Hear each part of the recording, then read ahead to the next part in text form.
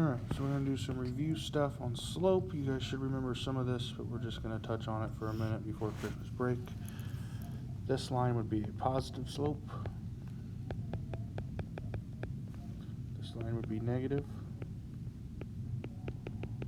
The way you can tell is go from left to right. So this one is going up, left to right. This one will be going down. This one's flat, so there's zero slope. And this one's straight up and down, so you would classify this as undefined. Now you come down here, given a graph, you're going to use this formula, rise over run. So if we're looking at this for number 1, you're going to count up 1, 2, 3, 4.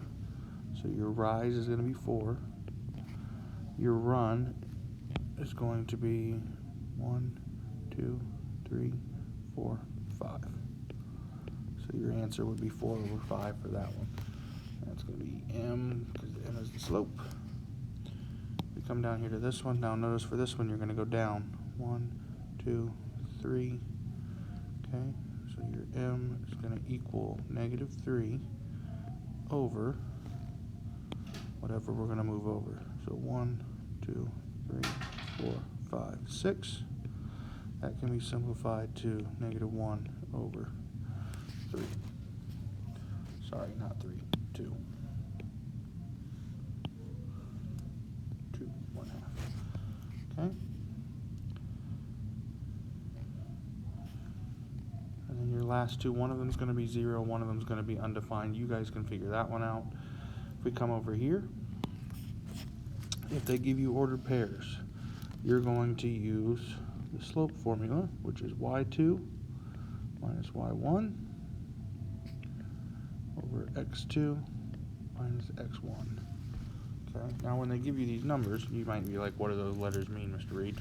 But, so this is x1 and y1, x2 and y2. So then you're just going to plug the numbers in to this equation based on where they're at in that. So we need y2, which is going to be negative 1, minus y1, which is 5. That's all going to be over. x2 is 6, minus x1, which is negative 2.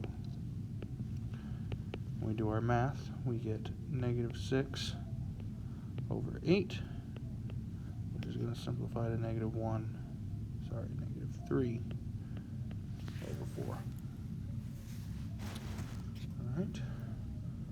I'm going to have you guys do 6 on your own. Yep. So now if you look at number 7, we have x1, y1, x2, y2. So when we do our math, we have m equals y2 is 2, y1 is negative 4, so minus negative 4. And then our bottom, you're going to have 9 minus 9. So your top's going to be 6. Your bottom is going to be 0. Now the question becomes, can you ever divide anything by 0? The answer to that is no, which means the answer to this one is undefined. Okay. Now if you look at 8, you're going to see the opposite of that. So we're going to have x1, y1, x2, y2. Okay, so our y's m equals, you have negative 3 minus negative 3, 0 minus negative 7. Remember, when you're subtracting a negative number, it's like adding that number. So negative 3 plus 3 would be 0. 0 minus negative 7 would be 7. So then your slope for this would be 0, because you can have 0 parts of something. So 0 out of 7. So if you cut a cake into 7 pieces and no one ate any, you'd have 7 pieces left because no one ate any. Up here. Alright, so those of you at home, I want you to do 3. I want you to try 3. and try 4. Remember, for those, you're going to figure out whether they're 0 or undefined. And then for number 6, I want you to find the slope like you did here. Once you do that, you can turn it in, and you're good to go for today.